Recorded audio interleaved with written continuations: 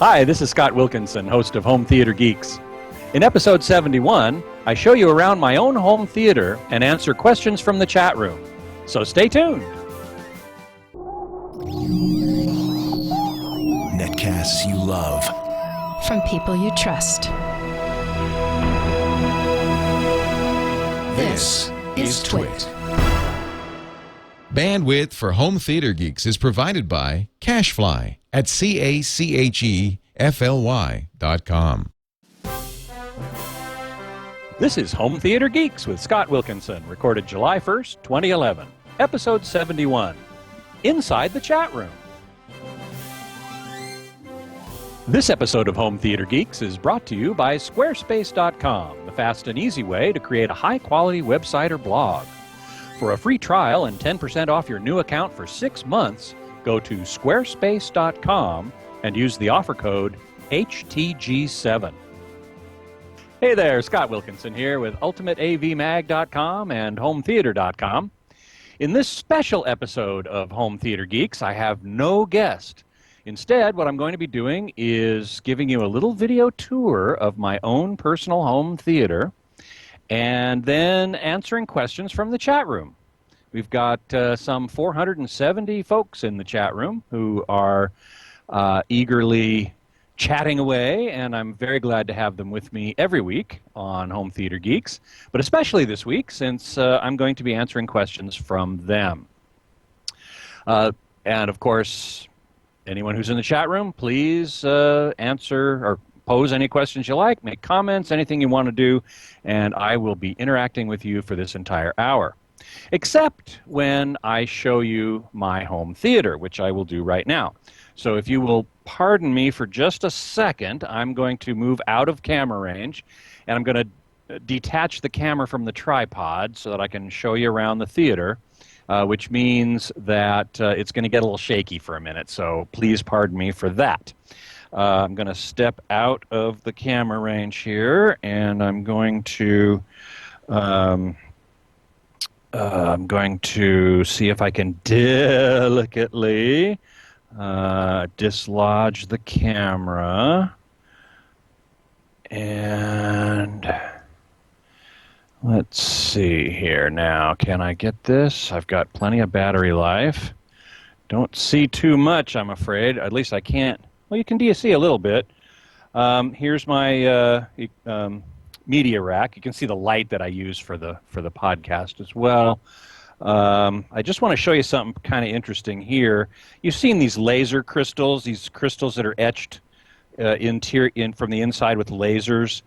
This is a very special one. It's called the Calabi-Yau manifold. It is a three-dimensional projection of what physicists, string theorists in particular, believe that the 10-dimensional space of string theory might look like in a three-dimensional projection.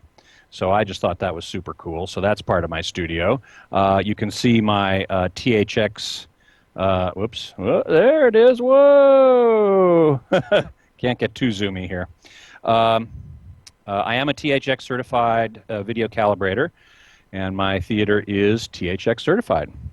So as I zoom back out, you can see one of my most prized possessions is this artwork, which was done by the Blue Man Group in Las Vegas. They paint a picture similar to this on stage every show, and at the end of the show, you can go and buy it in their shop. So I went and I bought it, and it's fluorescent, so I've got a black light on it right now, which is why it's kind of glowing. And that's kind of cool too. So as we move along, we see the lovely Kuro 50-inch plasma. This is the Pro 101 FD, the 9G, last generation monitor. The color is totally wrong on this video feed, so you'll have to bear with me on that. I don't know why quite that is. The room, in fact, is a dark, what's called a Munsell gray. It has no hue to it, and it's about 19% reflective. which means that it only reflects 19% of the incident light. And when the lights are really off in this room, it's a black hole, which is what I like in my home theater. There's the lava lamp, of course, that you see behind me in every show, and the Tix clock, T-I-X, which tells me that it's 12:42 right now. And up above the lava lamp is the CIE diagram, which is a very colorful representation of all the colors that we can see. And so I just have it up on the wall to remind me that we can only see certain colors. My Hogwarts banner that I found at some store up the street, and some Disney artwork, which they gave to journalists at various events. Another clock. I happen to be really into clocks. And so this one is the Googly Eyes clock, which shows the hour in the left and the minute on the right. And that's kind of goofy. It's kind of white, too, so I don't really do it that much, spend that much time on it. Here's my equipment rack. I have to get out of the way of the other light. And most of this equipment is, it's not being used anymore. Stuff comes in and out of here all the time, and sometimes it stays. Not that I, steal it or anything. If the manufacturer wants it back, they can have it back. But in most cases, these are so old that the manufacturer wouldn't want them anyway. Mostly what I have here is the TiVo Series 3, if I can zoom in here. Yeah, there it is. And on top of that, the Panasonic BD65. It's a couple years old Blu-ray player, not 3D, because I don't have 3D display in this room. And those are sort of my two primary sources, other than the Dish Network 722 receiver, which is down there. And so Dish Network and over-the-air from TiVo. The autofocus is having a little trouble there, and then the Panasonic Blu-ray player. I should also point out that up above the TV, if I can find it, let me zoom out here, is a drop-down screen. And that is when I have a projector in this room, which I don't at the moment. But when I do, that screen can drop down in front of the Kuro, and then I can have a projection system in the theater. So there you have a very brief tour of my own home theater, which is sitting in my house, which is where I do Home Theater Geeks. Now I'm going to be very careful about putting this camera back on the tripod, so I hope you'll forgive a little bit of shakiness. But I think that did it. And now as I come back into the frame, I want to get so that you can see the lava lamp, very important. And make sure that my white balance, I guess it's okay. It probably changed a little bit as we went along there. So anyway, so there you go. There's a little picture of my home theater. At some point soon, I will be probably moving along, changing where I do the podcast from, actually, to my studio, which is about 3 miles up the road, and that is where I do most of my TV testing. And that is, we didn't have sufficient bandwidth up there before this week, actually. But I finally bugged the IT department enough that they installed a higher bandwidth system. So I should be able to actually do my podcast from there. And when I do, I will certainly show you that as well. We're certainly getting a lot of comments here in the chat room. Ringo is asking, what speakers am I using currently? Those are PSBs. They are, I think they are the T6 towers, and I forget what the center is. It's the matching center, and a pair of surrounds, and I think it's the 5i, the subsonic 5i subwoofer. So those are the speakers that I'm using. How much did the TV cost? In its day, when it was available, it was $5,000. So that's one reason why the Pioneer Kuro did not survive. Is it was just too expensive. What brand of amps do I use? I actually use a Pioneer receiver. It's a somewhat older receiver. It's the VSX 49 TXI, I believe, is the model number. So I use an AV receiver in here.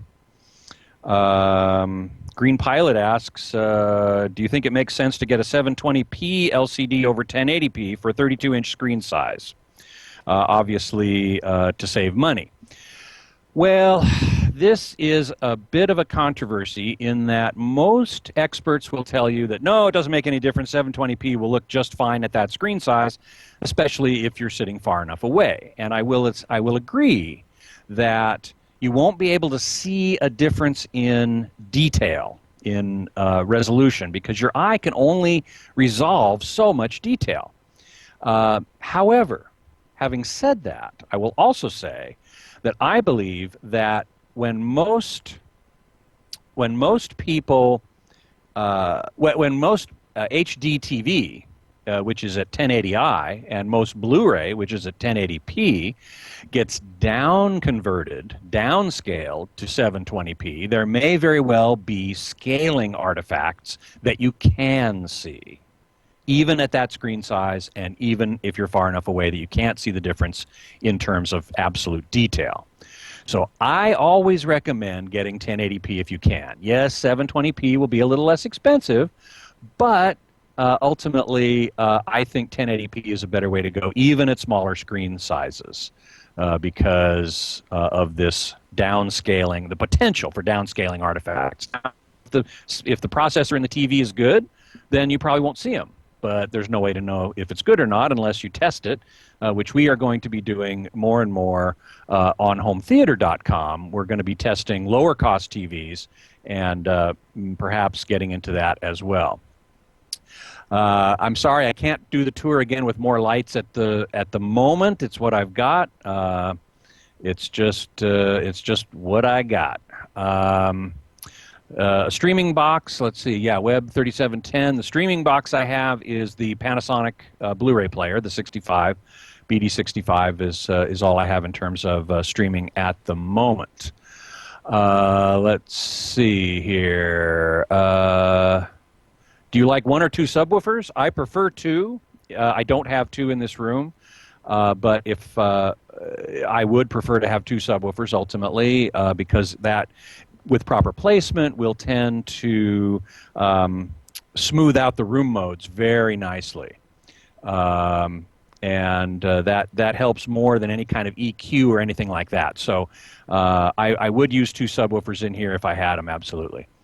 What's your major? Oh, that's a good question. Oh, that was to M84, not me. Okay, what are my favorite Blu-ray discs for good video? Oh man, there's a ton of them, and the way to and where to find those is on ultimateavmag.com. I think ours is the only site that offers this feature called Ultimate Demos. They're written by David Vaughn, our movie reviewer, and he goes through these movies that he thinks are very, very high quality video and audio, and highlights, points out specific scenes down to the time code second, and it tells you what to look for. So go to ultimateavmag.com and click on Ultimate Demos, and you'll see a ton of examples of excellent, high-quality Blu-rays that you can use to demo your theater, which is really why we called it Ultimate Demos, was in order to steer people to a place to do that. Is 120, let's see, Web 9146, is a 120 hertz PC monitor good for gaming? I would think so, but I am so not a gamer that I really couldn't tell you. I am totally not a gamer. Jeff asks, don't you have a media center computer hooked up? No, the answer is no, I don't. I do have one sitting on that stack from HP, but I haven't yet I haven't yet. Well, I have used it, but I haven't used it in a long time. It did have some problems. It's a couple years old now. I'm sure things are a lot better.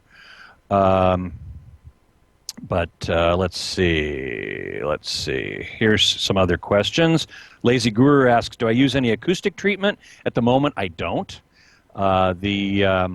This room is 13 by 16 by 8, and I haven't done the calculations of room modes. I did it when I first moved in, but not since then. But as I recall, they weren't too bad, and so I didn't really spend a lot of time thinking about or dealing with acoustic room treatments.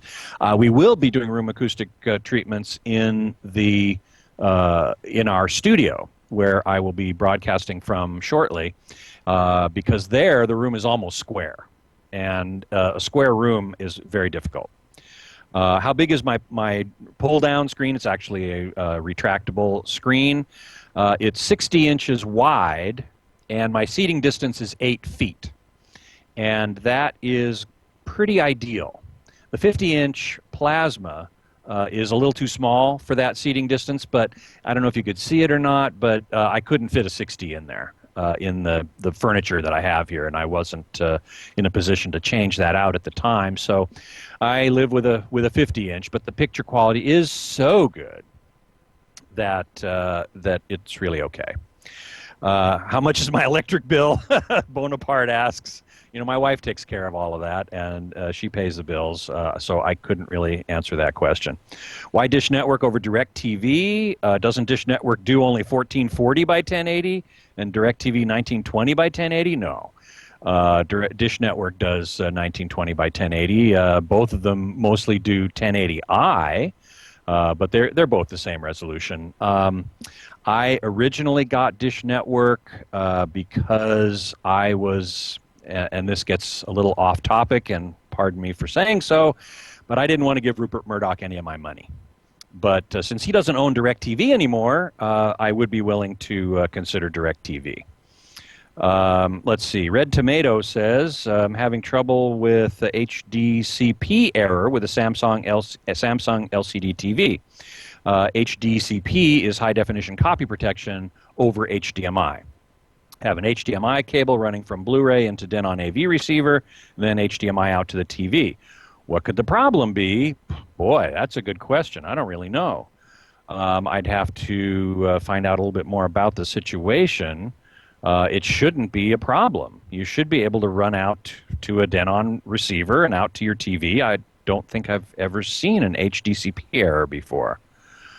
Bonaparte asks did I test Google TV? I haven't yet. I was going to, and then I heard that they were revamping it and redoing it. So I decided I would wait until Generation 2 came out before trying it, because I didn't want to slam them while they were getting some problems there.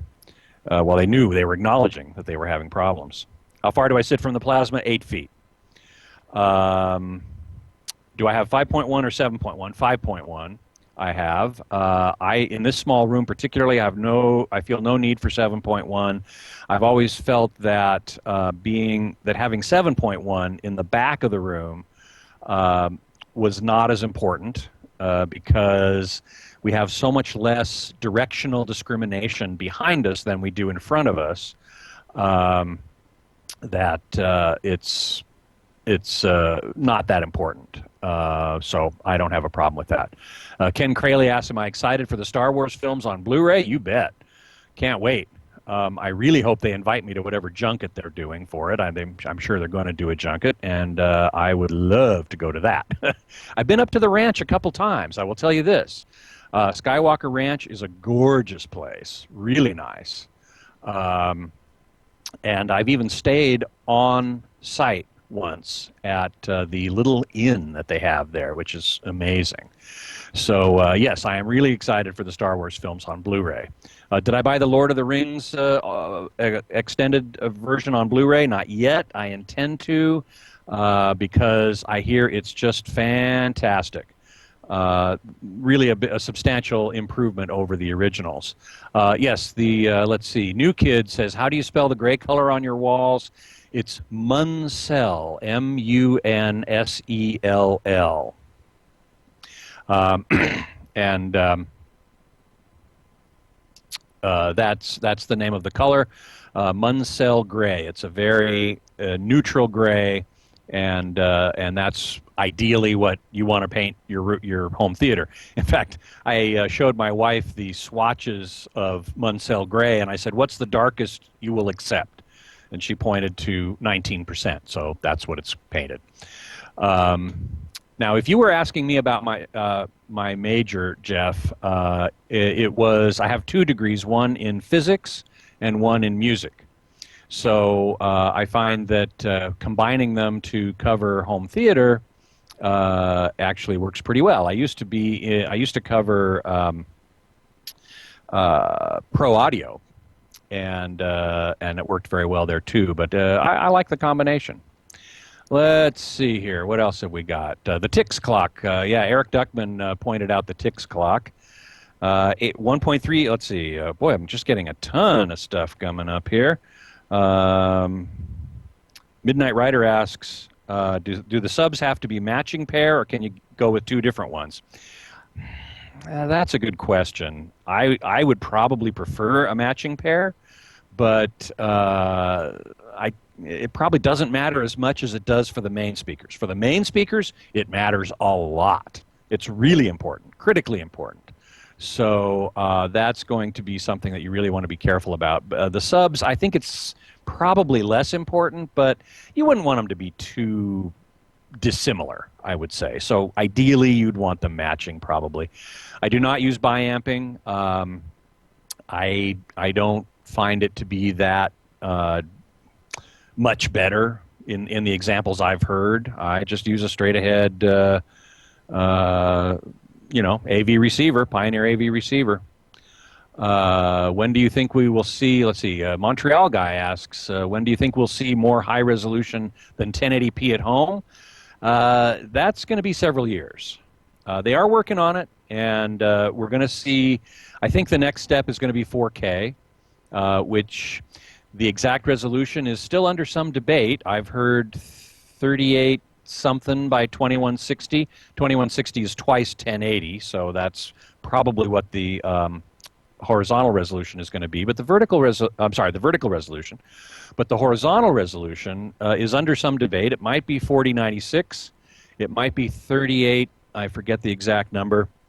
4096 by 2160 isn't 16 by 9 and with square pixels, and that's the problem there. So I think that that is still being discussed, and we are going to see 4K at some point, but I don't think it's going to be for several years. Let's see. Do I plan to get someone from Skywalker Sound on my podcast? Yes, I absolutely do. I'm waiting to hear from a number of people there. In fact, I really hope to get Gary Rydstrom, who I've met a couple of times, and love to get him on the show. He's a busy guy, so I don't know. Dale Poco says 60-inch plasma, about 7 to 8 feet. That's perfect. That's exactly the right size. That's the kind of size that's the kind of distance and size that works beautifully together. What's the most expensive speakers I've listened to? Let's see. Probably the MBL 101s. I heard those at THE show a few weeks ago. Gorgeous. Oh, man, they sounded great. I forget how much they were. Certainly well into the 5 figures. Let's see. I measured, Echo asks if I used an SPL meter to measure my speaker setup. Yes, I did when I first set it up. But that was some time ago. Let's see. Wise Warrior asks, am I going to do the show at the new studio when it opens? Yes, absolutely. That is my plan. I'm going to set up a new set, and I'm going to really be able to do some nice things there, have some live guests, in-studio guests for one thing. So That's going to be really nice. Let's see here. If Titus says he wants electron microscope resolution. Yeah, I could get into that, I suppose. The question of resolution is a tricky one because, of course, as we were talking about earlier, you know, 720p or 1080p at a small screen size, far enough away, you can't really see the difference in terms of detail. And so people say, well, 4K, if you're going to put 4K on a 32-inch monitor, it makes no sense. It doesn't do anything. And in the sense of detail, that's true. But again, I say the scaling artifacts are what might intrude on what you see, and so that's why I'm not a big fan of 720p even at small sizes. Now, when we get 4K, in terms of detail, you're going to need a huge screen, or you're going to need to sit really close in order to see the advantage of that. Not only that, in order to really take advantage of 4K, you're going to need 4K native content. So even if they produce 4K TVs, they don't have any now, but there are a couple of 4K projectors that you can get for a couple $100,000. Then you still need 4K content, and that's going to require a new delivery system. You know, I don't know of any U.S. household that has enough bandwidth to stream 4K, and everyone's saying, oh, Blu-ray's the last physical format we're ever going to see, and everything else is going to stream from then. But 4K, not until we have a lot more bandwidth into people's homes. And Blu-ray can't support 4K, so if we don't stream it, we're going to need a new disc format, and that's going to take years to develop, and the studios are going to fight tooth and nail for all sorts of draconian copyright protection.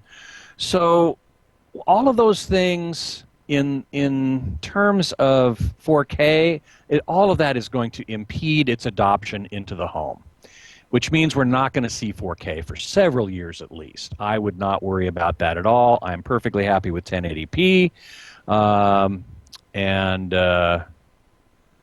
that's how I feel about that. Let's see. Da Vinci Wonder says that he likes the little Bose Cinemate GS system. Is there something wrong with me? Well, no, not at all. Hey, I'm all for if you like it, then by all means, enjoy. Have a great time. There was another question in here I saw flash by a little bit ago that are Bose products overpriced? I believe they are. In my estimation, I don't think that in many cases they sound that good, and yet they're very expensive. The big difference or exception to that rule, or impression, I should say, is that the Bose Quiet Comfort 15 noise canceling headphones. Beautiful, really nice. I wear them on all airline flights. I really like them a lot. And if you like the Bose system, then more power to you. Enjoy. Have a great time with it. Web5483 really enjoyed the Bob Carver interview. Boy, I did too. He's a really interesting guy. Jeff asks, what's the seating situation in my home theater? How many people can watch with me? Well, that's a limiting factor in this small room, that's for sure. I have 2 recliners. It's my wife and me.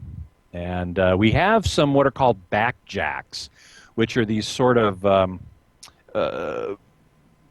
stiff-backed cushioned seats that you put on the floor. So I can get a couple people in here on the floor, or usually when I have guests, of course, they get the seats and I get the floor. But that's the kind of seating we have in here. We just have 2 recliners for my wife and me, and a rack in between them. I didn't show that to you because I didn't really have the wherewithal to do that, where the projector would sit if there was one, and there's a little sort of table between us where we can put stuff. And mostly it's just my wife and me, cozy in our little black hole room. Let's see. It'd be awesome also to have a subwoofer behind me. Well, I actually do have a subwoofer behind me. Have you had experience with Odyssey or MA? Let's see, it's Macac. It's MCACC. You have it spelled MAACC. Yes, I did run MCACC in this room on the Pioneer receiver, and I thought it improved the situation pretty well. Yes, aphasia. Thank you. I love that screen name, by the way. 4K. The 4K resolution, horizontal resolution, could be 3840 by 2160. Let's see. Jeff asks about heat. How do you cool the room and dampen the noise?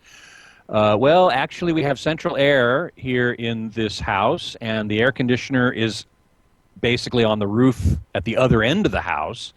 So I really didn't have to do anything in terms of ductwork to quiet down the air into the room. So I don't have a problem with it, and the AC is very effective. Let's see. Xpun3414 says, I've heard that 1080 is not true 1080, but a rebuild of 720 upped to 1080. True? Absolutely not. Totally false. Plenty of stuff is at true 1080. A lot of stuff was actually, movies in particular, and TV. A lot of TV shows still are captured on film and then digitized, typically at 4K, and then down-resed to 1080. So it's absolutely not true that 1080 is upscaled 720. That is completely false. Yes, I am hot because it's very hot in this room right now. I don't know why. I suspect because the air conditioning isn't on. I should probably go see if my wife can turn on the TV. Turn on the AC. All these things here.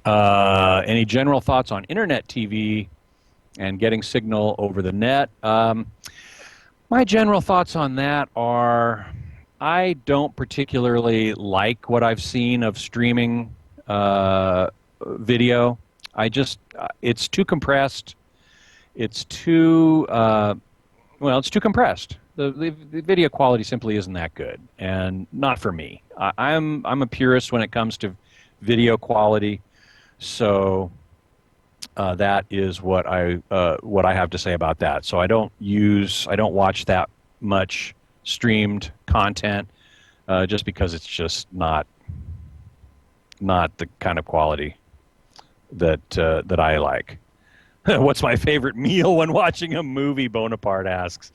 I don't know if I have an answer to that. That's a good question. Nope, can't tell you. Sometimes we get sushi to go, bring it home and watch something. McT asks, do I still have laser discs? How about 8-track? I do have some laser discs. I even have a laser disc player, but I don't have it hooked up to the system, and I don't really watch them anymore. I'm just going to go off camera for 1 second here because whoever was in the chat room noticed me sweating is in fact correct. I am really sweating. So I'm going to help myself there a little bit. Captain Kipper asks, what do you think of passive 3D TVs? This is a good question. I have to say that the current generation of 3D TV, of passive 3D TVs, I don't like that much. I like the fact that the glasses are cheap, and I like the fact that they're lighter in weight and not active, so you don't have to either plug them in or replace the batteries. But they only give you half resolution, half vertical resolution, and you can see these black lines, thin black lines on the screen because each eye is seeing only half of the lines. And so you get these black lines, which you see one set in one eye and one different set in the other eye, but you can see them. And I don't particularly like that. Plus the fact that the vertical viewing angle is very narrow. So if you get much above or below the center line, then you start seeing the double image. You start seeing a lot of ghosting. On the other hand, active 3D glasses are expensive, and they're heavy, and they need to be recharged, all those things I said a moment ago. So those are disadvantages there. What I'm really looking forward to is the Samsung, what they're calling active-passive hybrid, which is with in collaboration with Real D, the company that does 3D for commercial cinema.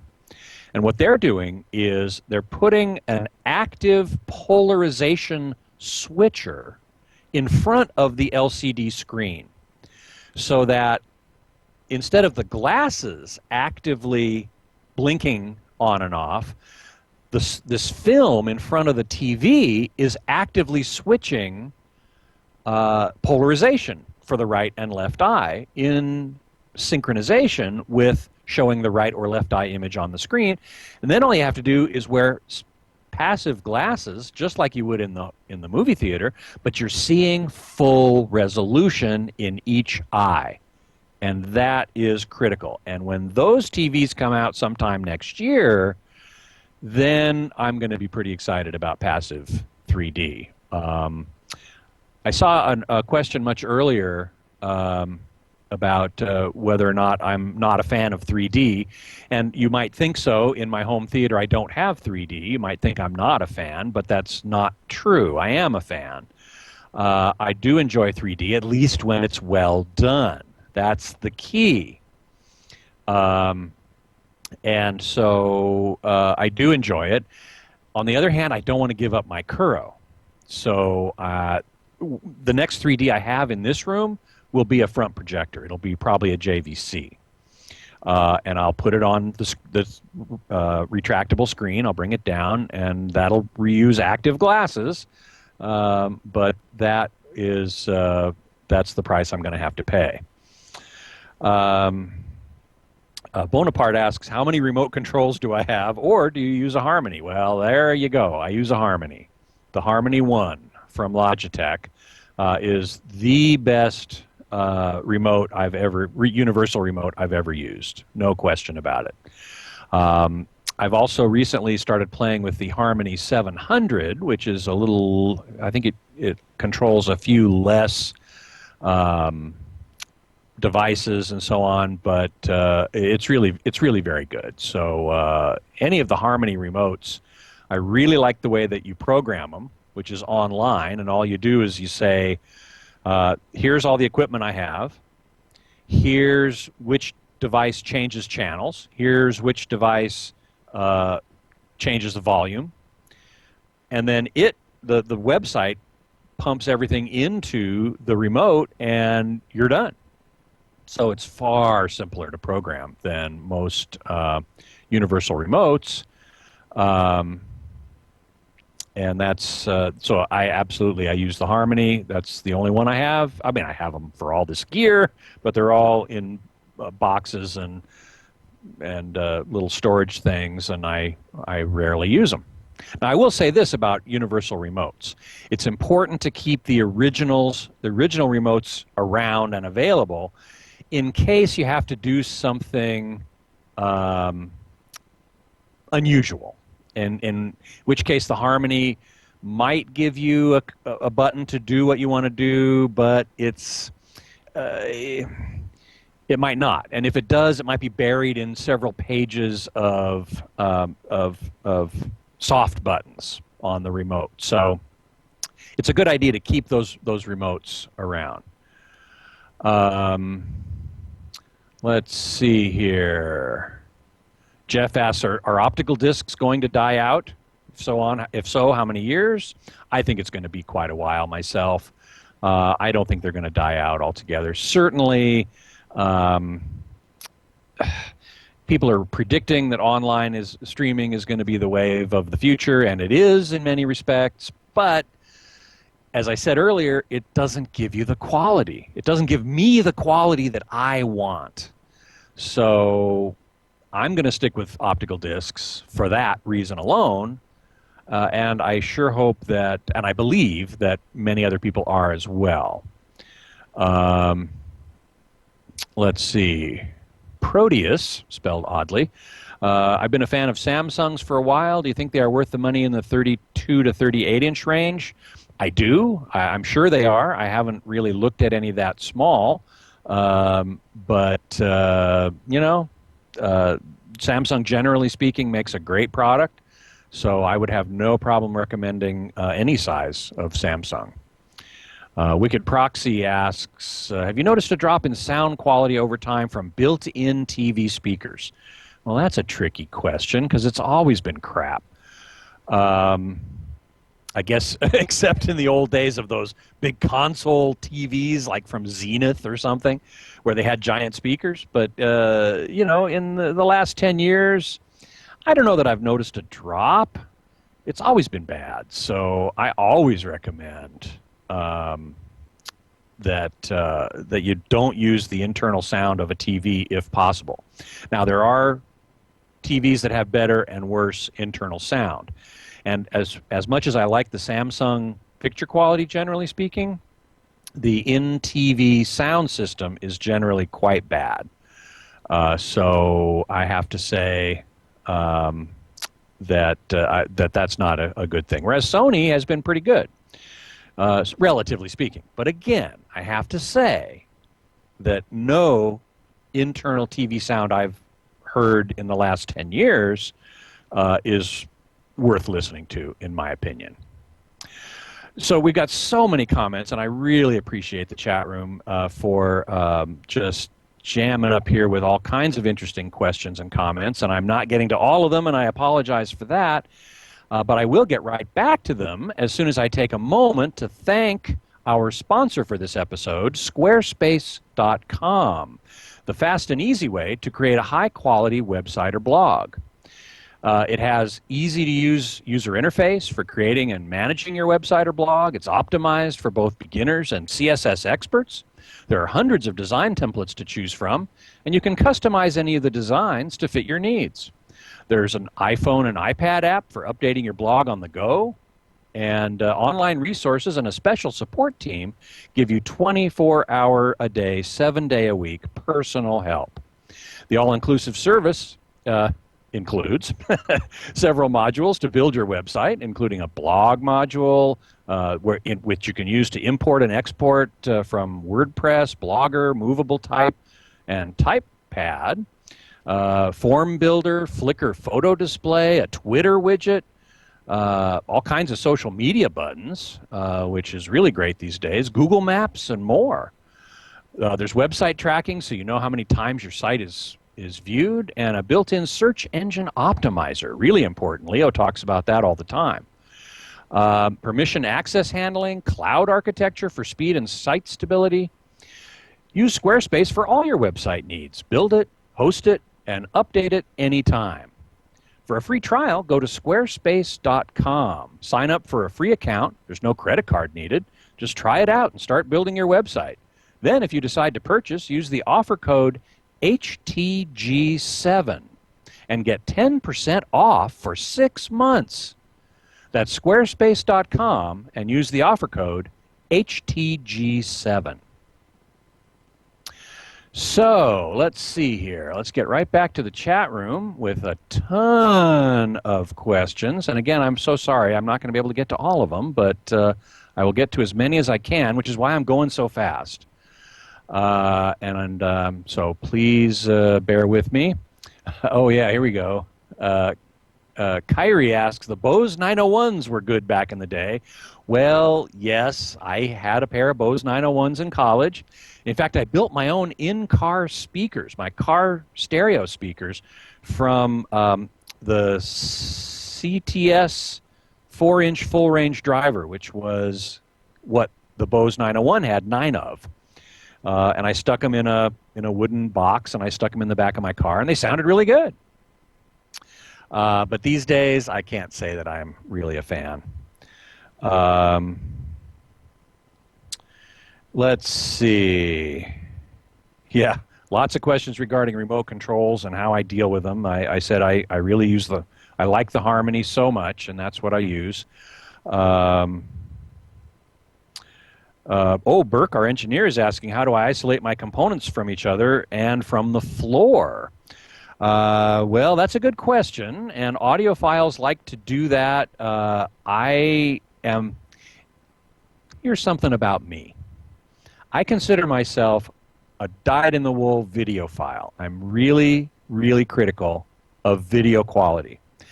And as a professional musician, I'm also very critical of audio quality. But I don't consider myself an audiophile.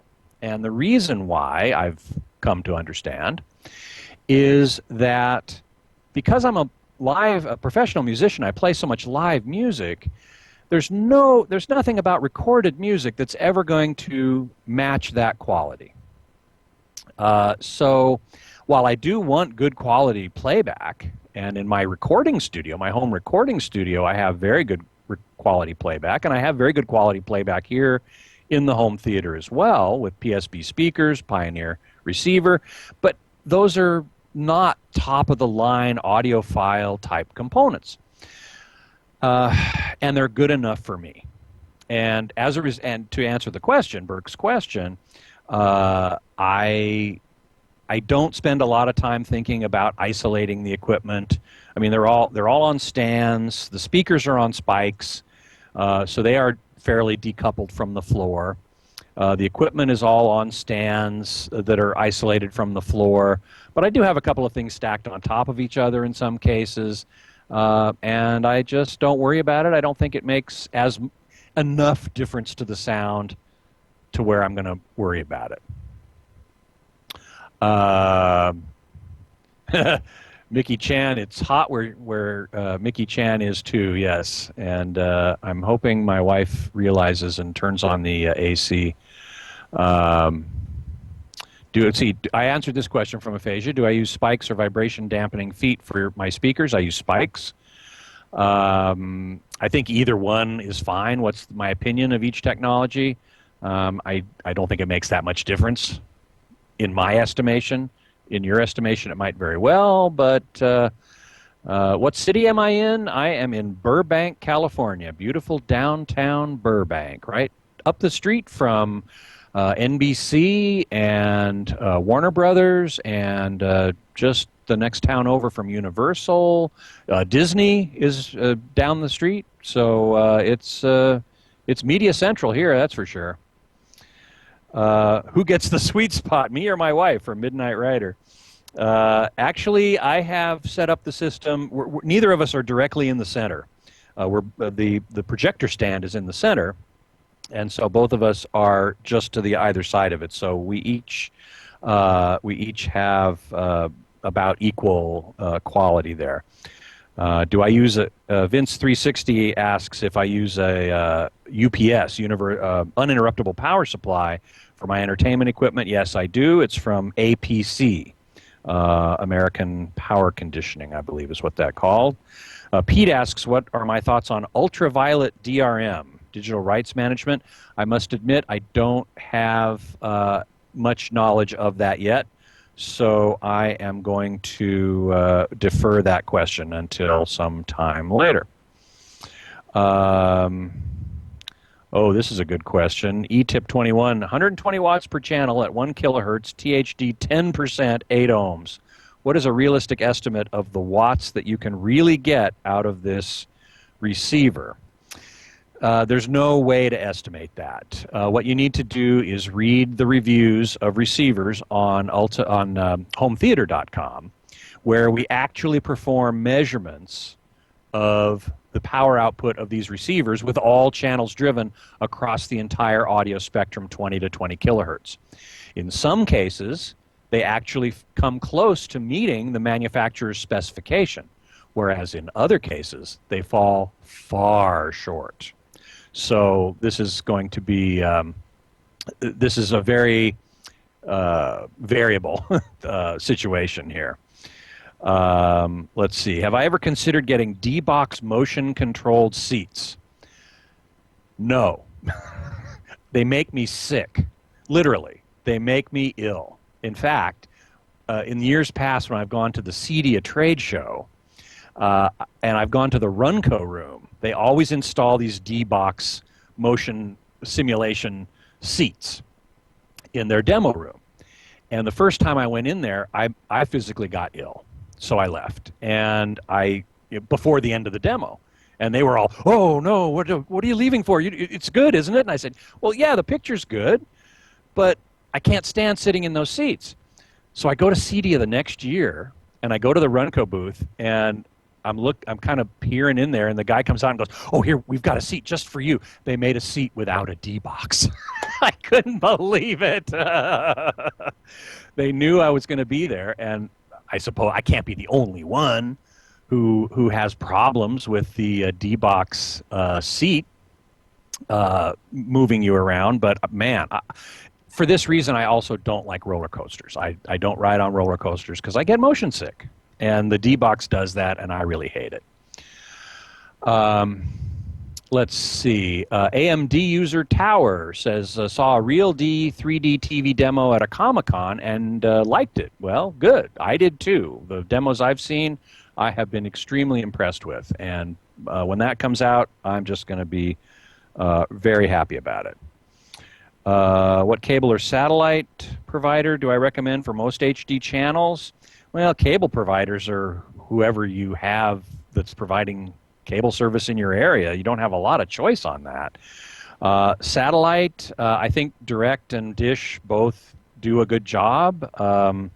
So you can't go wrong, I think, either way there. I've heard tons of good things about Verizon Fios, which is fiber optic delivered content to your home.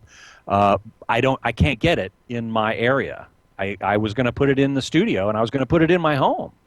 But it's not available. And why it's not available in Burbank is quite beyond me, because this is, as I said, it's Media Central.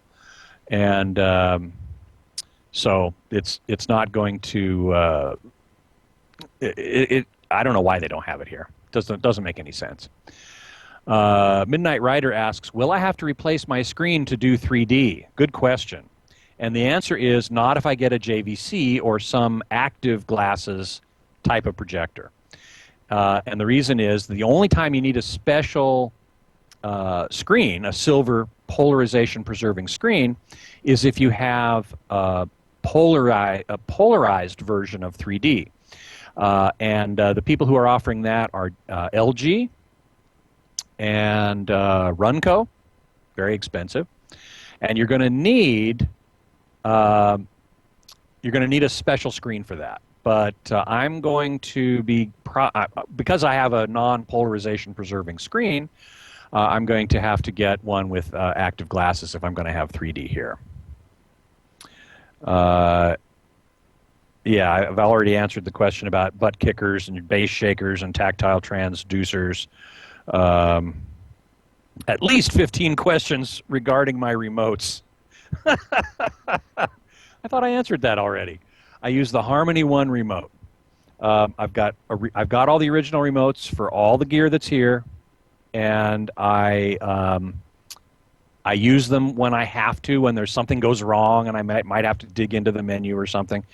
But otherwise, I use the Harmony, and I'm done with it. That's it. Let's see. Yes, offer code HTG7 for that Squarespace offer. Zvox soundbars. Twisto asks about Zvox soundbars. I think they're great. I like them. I like them a lot. Let's see. This is a question for anyone. I don't have a huge budget. This is Megahertz. Great screen name. I mainly listen through Sennheiser HD280s. Is it worth going to something like a Bithead Total Headroom DAC headphone amp over the internal sound? I would say probably so. Now, for more information about that, you want to go to our sibling website called innerfidelity.com. One word, innerfidelity.com. Squarespace.com, where Tyle Hertzens is the editor, and he covers headphones, headphone amps, DACs, all that stuff. He was a guest on the podcast 2 weeks ago. So be sure and go look for that if you're interested in headphones. Caffeine-free Dave, of your current system, what one piece would you keep if you had to sell everything else? The Pioneer Kuro, no question about it. Pioneer Kuro flat panel, the best flat panel picture quality ever made, period. So that is an easy answer to that. Let's see. Aphasia asked, does the Firehawk G3 keep polarization? As far as I know, it does not.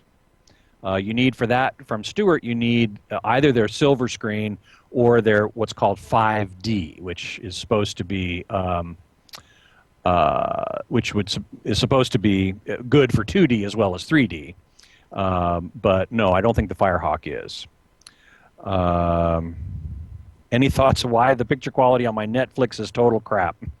Nick Guitar says, well, partly because it's being streamed, and other than Voodoo HDX, I don't know of any streaming content that looks really good. But the other thing I would say is I have learned that different devices that provide access to a given content provider, like Netflix, will give you different quality, different picture quality. Not only that, they'll give you different user interface, and they'll give you different features. So it's really quite remarkable that, say, a Panasonic TV with Netflix will give you a different experience than a Panasonic Blu-ray with Netflix. I don't know why this is, but it is.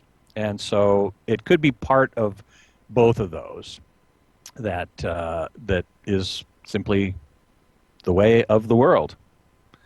Why doesn't the Harmony remote do RF and Bluetooth? Well, there are Harmony remotes that do RF. I don't know of any that do Bluetooth, but there are certainly Harmony remotes that do RF. The Harmony One does not. But I think they might have come up with one that does. That's similar. That's maybe a follow-up to the Harmony One. But yeah, they do RF, absolutely. Beatmaster, what is picture quality worth when your eyes shake constantly? Well, that's a very good question. I couldn't tell you. And doesn't audio quality depend on the quality of your hearing to start with? Yes, absolutely. Which is why it's so important to protect your hearing. I always wear earplugs when I go to the movies or concerts. I just saw Jeff Bridges at the Troubadour this week, and even though it was, country music and more or less acoustic, it was still amplified, and it was a small room. So I had my earplugs in, and I played in rock bands in college, and my hearing has some damage. I have a little bit of a notch in the 3K range. 2 to 4, really. So yeah, that's a serious problem, and I really strongly recommend that you protect your hearing as much as possible. If you go to, and most movies are pretty loud, and I'm starting to publish the sound levels of movies whenever I go. I'm measuring them and then publishing them when I write up my report, and they can get pretty loud. So really protect your hearing from that. Don't turn your iPod up too high. Tyle and I were talking about that on the show with him. You want to protect your hearing. You really do, because once it's gone, it's gone. There's no way to get it back. When those hair cells inside the inner ear are damaged, then that's it. So let's see. Well, I got a ton of more questions. I don't know how much more time I've got, unfortunately. Let's see. If Bert can send me a note and tell me that, then I'll know whether or not to stop or not, because I can just keep going if you like. Let's see. Headfi.org is another great place, Steam Clock says, for headphone information. We now have a recording time of 59 minutes, so I'm going to have to wrap this up pretty darn quick. What are the best sounding? Gernblaston asks, what are the best sounding compact speakers in a bang for buck standpoint? Ooh, that's a good question. I'd have to go look online at hometheater.com to see what they recommend lately. I know the Pioneer came out with one very recently, and it's on hometheater.com, and that was extremely well reviewed.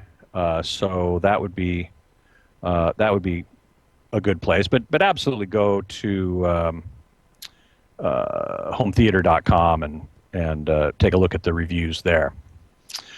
Let's see here. Looks like I have. I'm not bumping up against another show, so what the heck? I'll just keep going for a while. The Late Show asks, how do you deal with high dynamic range of home CDs? I'm not sure I know what you mean by home CDs. You mean CDs? CDs can have a wide dynamic range. And if you have a good listening environment, then that's great. If you don't, or in particular, wide dynamic range is difficult to deal with when you're late at night and your wife is trying to sleep in the next room, and you have to keep it down a little bit, but you still want to hear it. Most receivers these days have what's called a midnight mode, which compresses the dynamic range so that you can turn it down and still hear the soft parts and the loud parts.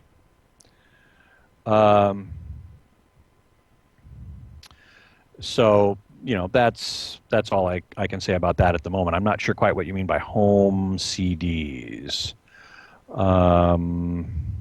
Let's see. Have I ever been in a flight sim like they used to train airline pilots? No, for the reasons I said before. I get motion sick. So I don't do that, yeah. Let's see. In-ear earbuds. Any recommendations? Knox Harrington asks. And the answer is I don't use them particularly, so go to innerfidelity.com, and I'm sure you'll see plenty of recommendations there as well. Would you, let's see, Virgil asks, would you say make sure that the home theater setup is grounded? Absolutely. And, in fact, you want ideally to make sure that all of the outlets, the power outlets in your home theater are all grounded and all connected to the same ground. If they're not, if they have different paths to ground, then you can easily end up with what are called ground loops, which in the audio domain appear as buzz, a low frequency buzz, and in the video domain they can appear as bars that scroll through the screen. So the answer is yes, grounding is very important, and having them all connected to the same ground is important. When we moved into this house some 11 years ago, more than that now, 13 years ago, coming up in October, we had the entire electrical system redone, and I had the electrician make sure that all of the outlets in the theater all went to the same ground back at the junction box, at the breaker box. And I have no ground loop problems here whatsoever. Let's see. Is the midnight mode ever 2-channel for CD playback? Well, I assume it applies to whatever you're playing, so it should work. I don't see why not. Let's see. Olverton says maybe complicated. Outputting the coax from the cable box to channel 3, so I can see what is on the box around the house. With an amplifier, it works great. Just recently tried to add a video converter to broadcast on channel 4. When I do this one, knocks out the signal of the other. Oh, yeah, you're right. That's too complicated for me to answer right here. I'd have to do a little research on that. Please do send me an email, and I want to make sure everyone knows my email, which is scott@twit.tv. And if you give me a little more information about, what the brand of cable box is, not that it probably matters, then I will answer that. I answer questions both on ultimateavmag.com and on hometheater.com. And I will do my best to answer that question. Now, I will let everybody know that I get so many questions that I'm probably about a month behind right now. So if you're asking a question that you need the answer tomorrow, you're not going to get it. Sorry. I'm trying to answer as many of these questions as I possibly can. But I get a lot of questions. Virgil asked a great question. Does having the ears professionally cleaned help with hearing? Yes, absolutely. I have that done probably once or twice a year. I would go to an ENT, an ear, nose, throat doctor, rather than an audiologist. I just feel more comfortable with a doctor poking around near my eardrums than an audiologist. So that's what I have to say about that. But yes, it is very important. Let's see here. Is there a place in the hobby that is overlooked? Wires, power, rack, etc. Well, overlooked by whom, I suppose, is the question. I try to address all of these issues. The rack, maybe not so much. That's certainly covered in stereophile. Again, audiophiles pay more attention to how their components are isolated from each other than I personally do. So that may be something to consider there. Power, I don't spend a lot of time covering power products, but now that you mention it, I probably should do more. So that's a good suggestion. Thank you, Caffeine-Free Dave. Cables, wires, that's a real tricky situation. Whenever I get audiophiles on the show, I ask them, how much difference exotic cables make. And I've come to believe that the most sorry, I'm just wrong window here. I've come to believe that cables, exotic, expensive cables, and they can be thousands and even tens of thousands of dollars, make a difference, especially if the quality of the rest of the system is high enough so that the difference in cable you can hear. Plus, it makes a difference if you are what's called a trained listener. So people who have been trained as to what to listen for will more likely be able to pick out the expensive cable from the not expensive cable than an untrained listener. I myself feel that for my own system, I have AudioQuest cables in this room, and they're perfectly fine. I don't need $20,000 cables. And I also believe that those who do advocate $20,000 mega expensive cables and buy them for themselves have a psychological factor going on, which is they damn well better hear a difference if they're going to spend that much money on cables. So, bottom line is, yes, I think they make a difference, but they don't make enough of a difference for me to spend that kind of money. And I'm just, I'm going to get good quality cables and leave it at that.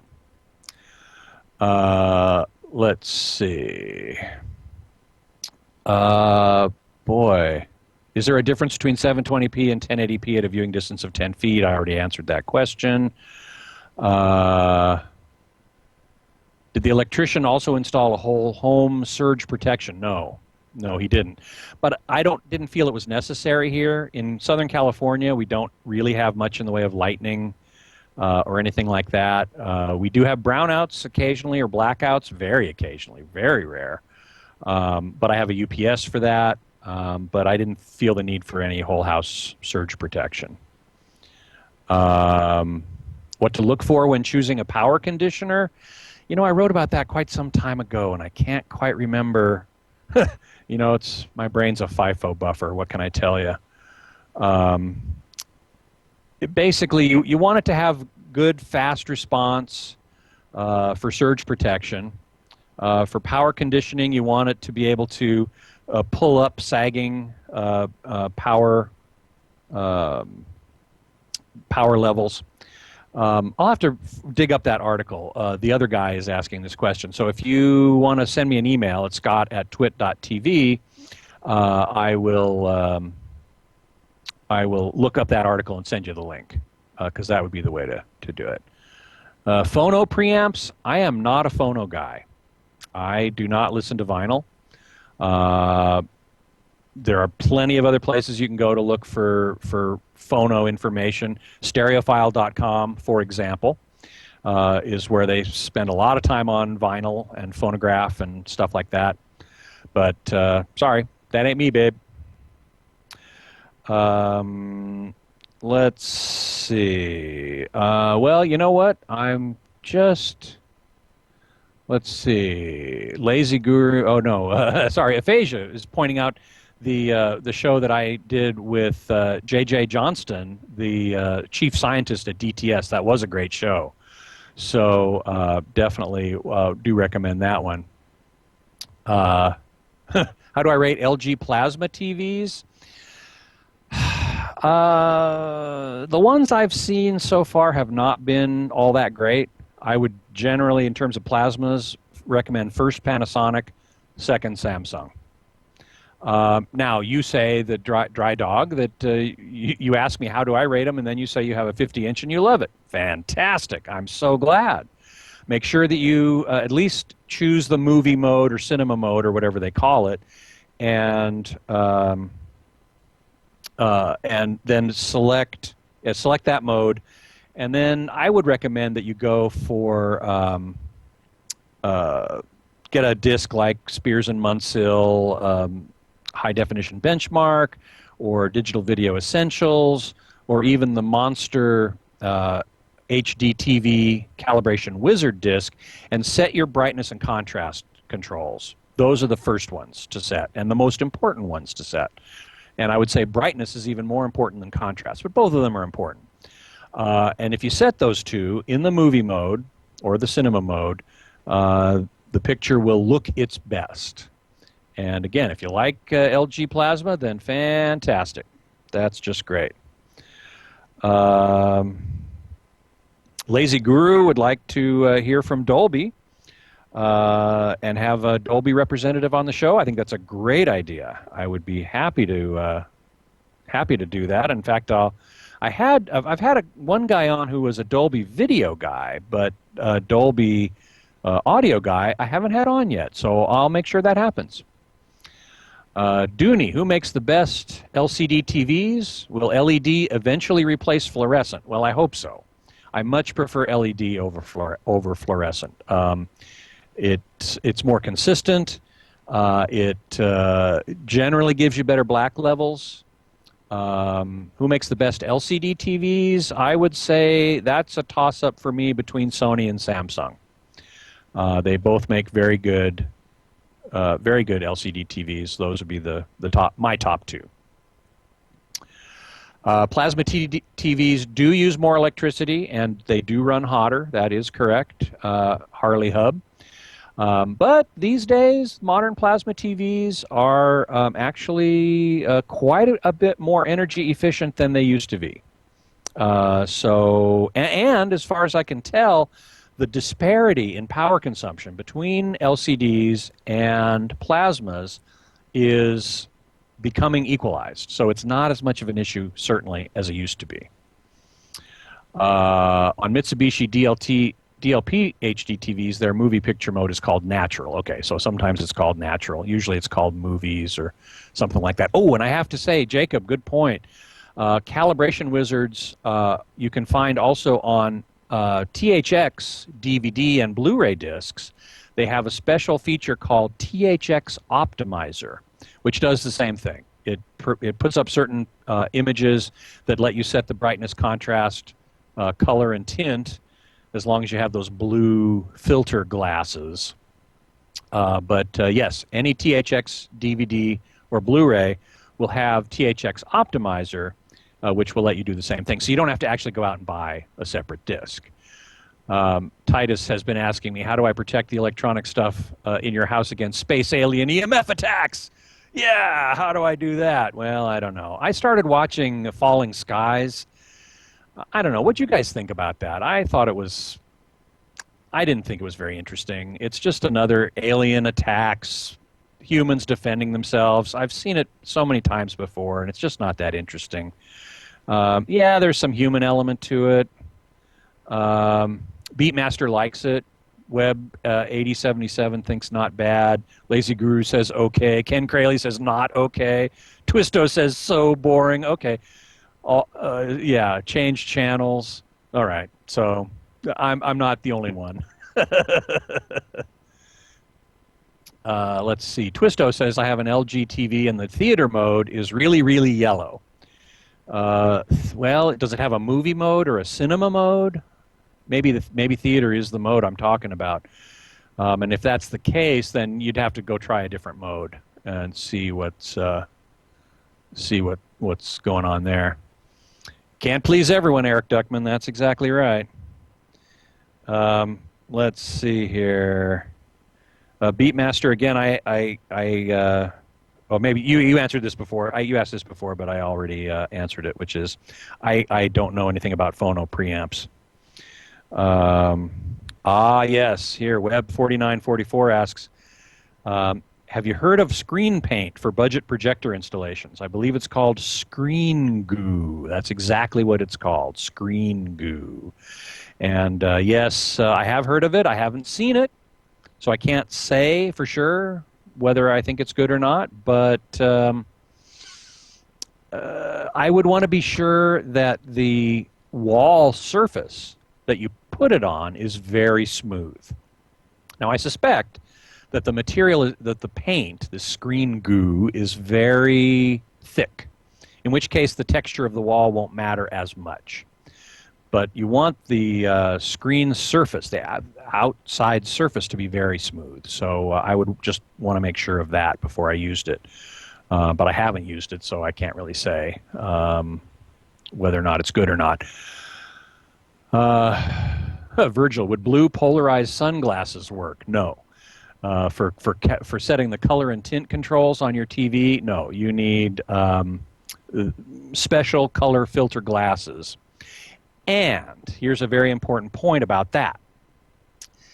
They are not particularly accurate, in particular with LCD TVs. So they're not very reliable. And I'm sorry that they're not, but they're not. Much better is if the TV itself has a special mode called blue-only mode. Now, what this does is it turns off all the colors but blue. It shows everything in only blue. That allows you to set the color and tint controls perfectly for that TV. Now, unfortunately, not all TVs have a blue-only mode, and it tends to be only on more expensive TVs. But if you can find a TV with blue-only mode, that is really by far the best way to set color and tint. Coast asks, what are my favorite TV shows? Well, here's something I can definitely talk to. On TNT, I love The Closer. I think it looks great. I think the stories are great. Of course, I'm a big Trek fan, so anything Trek, I'm totally there. V was pretty good. Unfortunately, most of the shows that I like the most didn't last very long, which might say something about me, but in any event, I loved Firefly. It was only one season, but it was great. Babylon 5 was probably my favorite of all-time science fiction series, 5 years worth. Let's see. What was that show? Flash Forward. Any TV show in which quantum physics is a primary element is A-okay with me. I loved that show, and I was really sorry that they canceled that and kept V. Now, V's okay. I think it looks pretty good myself. But again, it's aliens attacking, and humans defending themselves. It's a little more subtle than that because they're pretending to be our friends. But I thought Flash Forward was fantastic. Really, really amazing. Quantum Leap. That was a good show. I did like that show. It got a little too maudlin for me, so I kind of lost interest in it, but it was very good.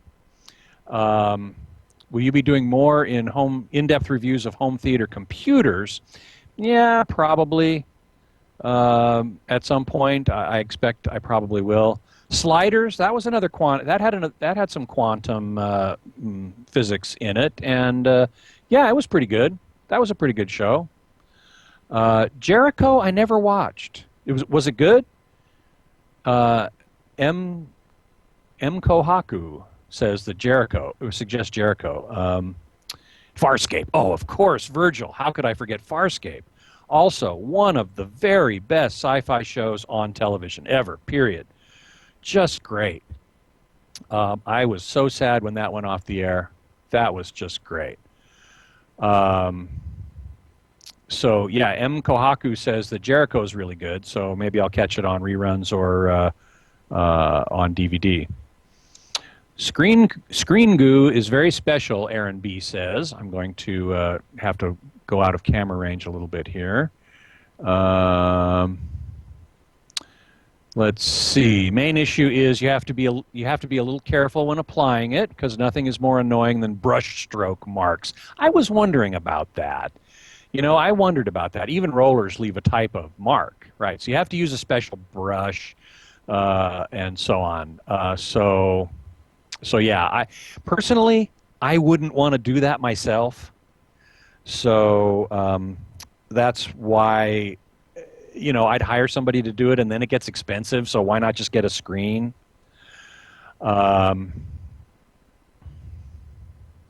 Jericho just got added to Netflix. Oh, good. Thanks, M. Kohaku. Battlestar Galactica, Knox Harrington suggests. The 70s, it's actually 80s, early 80s version. I was so hokey, and yet I grew up on it and kind of liked it just because of that. The 2000s one was really, really good, but I didn't like all the handheld camera action. That just, it made me a little ill.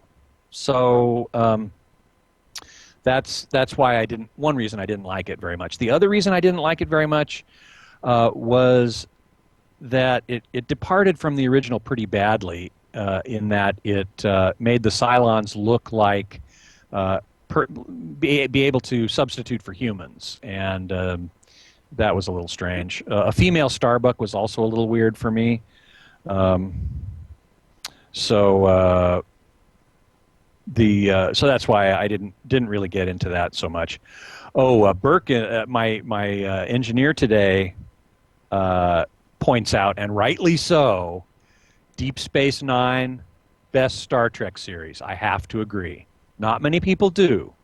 I like Next Gen, of course. I grew up on the original series. That's all great. But Deep Space Nine, I agree, was my favorite Trek series. Primarily because it was set in a stationary location. And it had longer story arcs. And it had a little bit deeper political, philosophical, even spiritual themes than any of the other Trek series. So yes, Burke, I agree with you totally. Deep Space Nine was my favorite Trek series. Well, you know what? It's about time for me to go. I've been doing this now for an hour and a half, and it just seems like it flashed right by. I would love to introduce you to my wife. Let me see if she's around, and so she can come just say a quick hi to the chat room. So just one second. Hey, Joanna! Come here!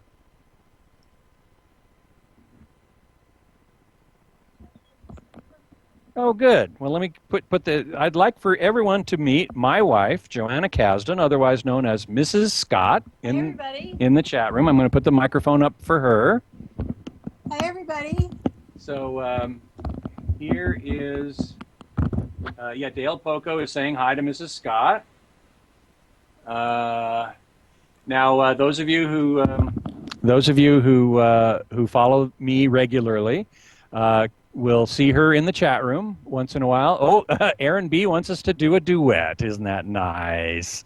What shall we sing? Happy July 4th to you. Happy July 4th to you. Happy July 4th, dear chat room.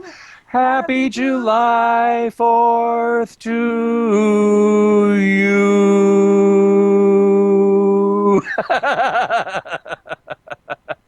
Nice. Nice. So on that note, I will say. For this, I have a good speaker, so hope we didn't blast you out too much. Yes, I hope so. All right. Yes, so we're getting applause in the chat room. I was singing alto. No, but we need tenors.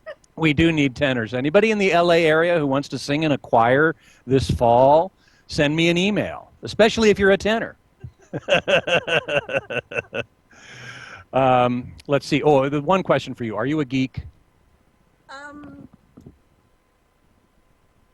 I'm a geekette. I'm a semi geek. I'm an anatomy geek for sure. Yeah. I work in healthcare, so I do biology, he does physics, and we kind of meet halfway on chemistry. Very good, very good. Yeah, she has actually taught anatomy, and she takes students into the anatomy lab and opens up cadavers and shows them stuff. I have not gone there. No way. Mrs. Geek, yes, she is Mrs. Geek. Mrs. Geek. Exactly. All right. I'm geek enough to be able to, watch science shows with him and ask, stupidly good questions. Excellent. So that's it for this edition, a long edition episode of Home Theater Geeks. I hope you enjoyed it. I certainly did. And I look forward to seeing you next, not this coming Monday, which is July 4th, which we just sang about, but a week from July 4th, which is July 11th, when my guest is not yet fully nailed down. So it's going to be a surprise! Anyway, certainly I'll have somebody interesting, and I do hope you will join me then. As always, you can email me at scott@twit.tv and find my stuff online at ultimateavmag.com and hometheater.com. And you can follow me on Twitter at htgeekscott.